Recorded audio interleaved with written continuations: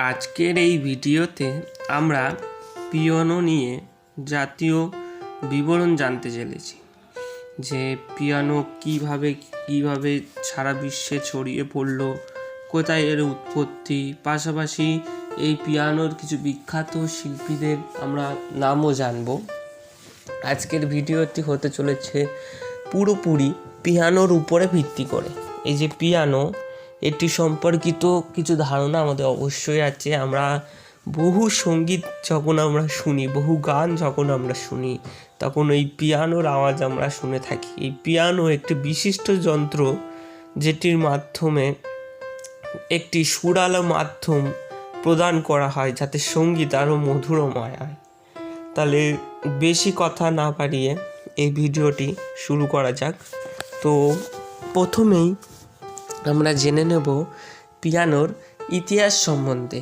তো পিয়ানো 1700 সালের দিকে ইতালির বার্তোলোমিও ক্রিস্টোফোরি আবিষ্কার করেন। এটি প্রথম যিনি আবিষ্কার করেছিলেন তিনি হলেন বার্তোলোমিও ক্রিস্টোফোরি, আর এটি প্রথম প্রচলন হয়েছিল ইতালিতেই, যেখান থেকে এর উৎপত্তি। এবার আসছে নামকরণ, অর্থাৎ পিয়ানো যে নামকরণ হলো সেটি কিভাবে হলো, চলুন সেটা জেনে নিই। পিয়ানোর আসল নাম ছিল পিয়ানো ফোর্তে, যার মানে হলো নরম, অর্থাৎ ছোট করে পিয়ানো এবং জোরে ফোর্তে, অর্থাৎ এই দুটিকে মিলিয়েই হলো পিয়ানো ফোর্তে। ক্লাসিফিকেশন: এটি এক ধরনের স্ট্রিং এবং পারকাসিভ ইনস্ট্রুমেন্ট। কি সংখ্যা, অর্থাৎ পিয়ানোতে আমরা দেখি বিভিন্ন প্রকার কিজ থাকে। এক একটা কির যে সাউন্ড প্রডিউস করে, যে sound note, musical note produce করে, সেই নোটটি অন্য কির থেকে ডিফারেন্ট বা আলাদা হয়ে থাকে। তো এবার জানি যে একটি পিয়ানোতে সম্ভবত কয়টি কি থাকে।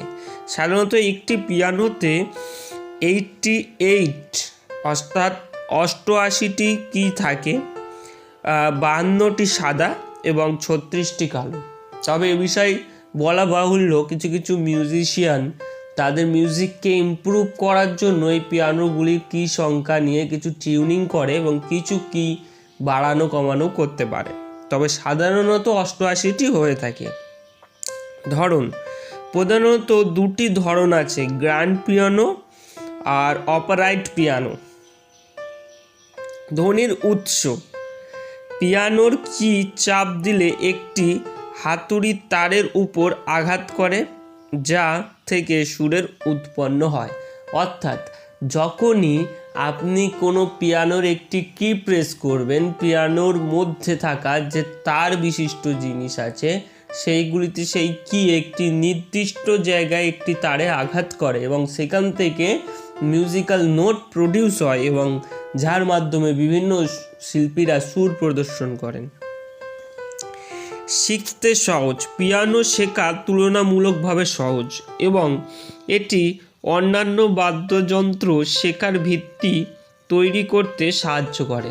অর্থাৎ আপনি একটা বিগিনার, আপনি যদি পিয়ানো বাজাতে শুরু করতে চান, তাহলে আপনি খুব অল্প সময়ে যদি একজন সঠিক ট্রেনার বা আপনি যদি নিজে থেকেই কিছু অনলাইন ভিডিও বা ক্লাসেসের মাধ্যমে পিয়ানো যদি শিখতে চান, তবে আপনি শিখতে পারবেন। এবং পিয়ানো বাজাতে বাজাতে আপনি বিভিন্ন মিউজিক্যাল ইনস্ট্রুমেন্ট যেমন গিটার, তানপুরা প্রভৃতি ইত্যাদি সম্পর্কে আপনি একটি ধারণা অর্জন করতে পারেন। মিউজিক্যাল রেঞ্জ, অর্থাৎ পিয়ানোর আওয়াজ কত দূর পর্যন্ত প্রবাহিত হয়। পিয়ানোতে বিভিন্ন স্কেলের সুর বাজানো সম্ভব, যার কারণে এটি বহুমুখী। অর্থাৎ এক্ষেত্রে বলা হচ্ছে মিউজিক্যাল রেঞ্জ, এখানে কিছু সার্টেন রেঞ্জ থাকে এবং এক একটি কিজে সেখানে এক একটি করে সাউন্ড নোট প্রডিউস হয় এবং এক একটি সাউন্ড নোট একটি নির্দিষ্ট জায়গা পর্যন্ত যেতে পারে। অর্থাৎ কিছু সাউন্ড নোটের ট্রাভেলটা বেশি থাকে, কিছু সাউন্ড নোটের একটু বেস বেশি থাকে। আর আমরা জানি ট্রাভেল যেখানে বেশি থাকবে সেটি বেশি দূর পর্যন্ত যায়, আর একটু বেজি সাউন্ড যেগুলো একটু ভারী সাউন্ড হয় সেগুলো কি হয়, সেগুলো একটু প্রভাবিত ক্ষমতা অর্থাৎ ডিস্টেন্স কমে যায়। কন্ট্রোল, সাউন্ড কন্ট্রোলের জন্য পিয়ানোর নিচের দিকে প্যাডেল থাকে। কম্পোজিশন টুল, বিখ্যাত কম্পোজাররা পিয়ানো ব্যবহার করে বিভিন্ন সিম্ফনি ও মিউজিক রচনা করেছেন।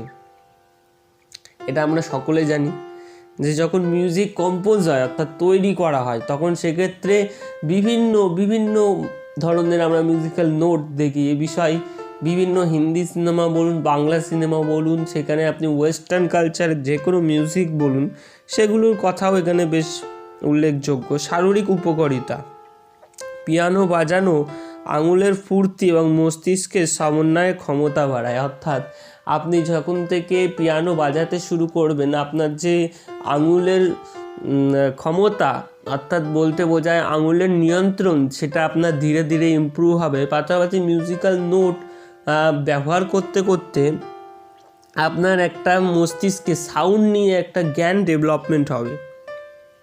মেমোরি উন্নয়ন, নিয়মিত পিয়ানো চর্চা স্মৃতিশক্তি ও মনোযোগ বাড়াতে সহায়তা করে। এটা বৈজ্ঞানিক মতবাদ, যেখানে বলা হয়েছে যে সাধারণ ব্যক্তি এক্সাইটমেন্ট অর্থাৎ আনন্দ উত্তেজনার সাথে পিয়ানো বাজাতে বাজাতে তার মানসিক ডেভেলপমেন্টও হয়ে থাকে। ইমোশনাল রিলিজ, এখানে বলা হচ্ছে পিয়ানো বাজানো মানসিক চাপ কমাতে সাহায্য করে। অর্থাৎ সাপোজ আপনি ধরেন কোনো ডিপ্রেশনের মধ্যে আছে, আপনার কিছু ভালো লাগছে না, এক্ষেত্রে আপনি যদি কোনো একটি পিয়ানো ক্লাসে গিয়ে নিজের মনের মতো সুর করতে পারেন, এক্ষেত্রে আপনার অনেকটা মানসিক শান্তি প্রদান হতে পারে। এটিও একটি বৈজ্ঞানিক গবেষণা। ইলেকট্রনিক পিয়ানো, আধুনিক যুগে ডিজিটাল পিয়ানো বেশি জনপ্রিয়, যা বহনযোগ্য এবং সাশ্রয়। অর্থাৎ আমরা দেখতে পারি বিভিন্ন ফাংশান হলে, বিভিন্ন অর্কেস্ট্রারিং প্রোগ্রাম হলে সেখানে কিছু ইলেকট্রিক পিয়ানো চলে যায় এবং সেগুলো বিভিন্ন কর্ডস আছে, কর্ডসের মাধ্যমে বড় বড় সাউন্ড সিস্টেমে সেগুলি কানেক্ট করা হয় এবং সেখানে মিউজিক প্লে করা হয়। কারণ একটি ফুল সাইজের গ্র্যান্ড পিয়ানো সবসময় ক্যারি করা সহজ নয়, সেক্ষেত্রে ইলেকট্রিক্যাল পিয়ানোগুলি ব্যবহার করা হয়, যেগুলো কিছুটা গ্র্যান্ড পিয়ানোর মতো সাউন্ডই প্রডিউস করে এবং মিউজিককে ইমপ্রুভ করে। বিখ্যাত শিল্পী, এবার আমরা জেনে নেব পিয়ানো সম্পর্কিত কিছু বিখ্যাত শিল্পীর নাম, যেমন মোৎসার্ট, বেটোফন ও চোপিনো পিয়ানোর জন্য বিখ্যাত অনেক সুর রচনা করেছেন। তো পিয়ানো শিল্পীর নামও আমি কিছু জানলাম, আপনারাও একটি পিয়ানো নিয়ে ধারণা পেয়ে গেলেন, যেটি ইতালিতে প্রথম 1700 সালে এরকম আবিষ্কার হয়েছিল, কার দ্বারা আবিষ্কার হলো সেটাও জানলেন। আশা করি এই ভিডিওটা থেকে আপনার পিয়ানো স্বল্প জ্ঞানটি আরও বেশি প্রবাহিত হয়েছে এবং এটি আপনাকে অনেক সাহায্য করেছে। সেক্ষেত্রে আমি আপনার কাছে একটি লাইক অবশ্যই পাওনা করছি। আশা করছি আপনি একটি লাইক প্রদান করে আমাদেরকে সাপোর্ট দেখাবেন।